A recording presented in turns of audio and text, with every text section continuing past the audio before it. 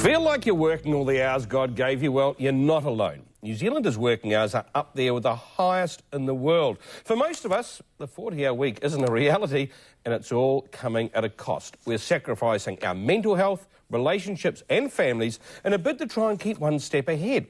Well, health and wellbeing expert Dr. Adam Fraser says we can have super productive days, achieve high performance with maximum efficiency and zero stress, and leave at 5. He says it's all about getting into the flow. All sounds too good to be true. So what is the flow? Well, flow is a high-performance state, and the first researcher that really looked at this was a guy called Mihaly Csikszentmihalyi.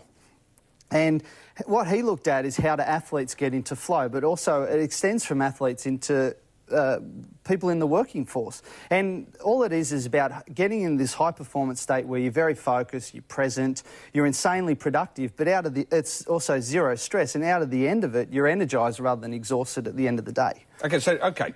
Give us a working office environment. How would that work? Well, first of all, I suppose we have to look at why do we need flow. And as you said before in the intro, the reason we need this high-performance state is that there's more pressure on the average employee than any other time in history. We're doing more with less resources, and also the world's sped up. I mean, there's a book called The 1 Minute Bedtime Story, and they've taken the classic bedtime stories and condensed them to a 60-second soundbite, and it's selling off the shelves. So what's happening is this world's getting very fast, and we have to speed up to cope with it. But you say, though, we need to take breaks during the day. We need to rest our brain. Yeah, absolutely. Well, if I'm sitting in the office and I decide to rest my brain, everyone's going to think I'm skiving. Well, I mean, that's the culture of the workforce, isn't it? That everyone thinks you've got to be putting in long hours, and unless you are stressed and busy and look overwhelmed, you're a bludger. So the thing is, we've got to change that culture. The thing is that your brain can't work your entire day. It needs to have breaks. It gets tired. And when you have a break, you change your brain chemistry so that it's more productive when you re-engage back in again. What do you mean by a break for the brain? So, what do I mean? A 5-minute break where you just switch your mind off, do some relaxation, take a walk, you know, just switch off from work, have some relaxation. And we're talking a 5-minute chunk. So if you did that a couple of times a day, that would go a huge way to reducing your stress, but also increasing your productivity. And what we've got to look at is, are we focusing on time or are we focusing on output? And most people focus on time. And if I'm in the office for a long period of time, then I'm a hard worker and I'm doing great. But, you know, what have you done at the end of the day? See, I mean, everyone would have the scenario where the boss gets into work at 7:30 and the boss is the last to leave the office at 9 o'clock and everyone's feeling the guilt if they leave. And they all sit there and wait for him to leave, and when he leaves, they all take off.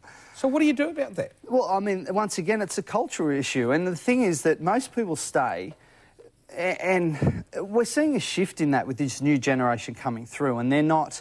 They want more work-life balance. And what they do is they get in, they get the job done, and they go. And that's what we've got to start to look at is focus on, are we getting the productivity done? And if you get your work done, you should leave.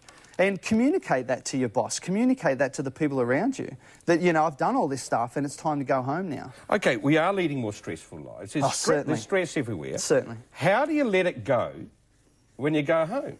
How do you let it go when you go home? Well, one thing I talk about is this concept of the third place. So the thing is, during the day you have a mindset. So your mindset is you're busy, you're flat out, you've got a lot to do, you've got to do things quickly.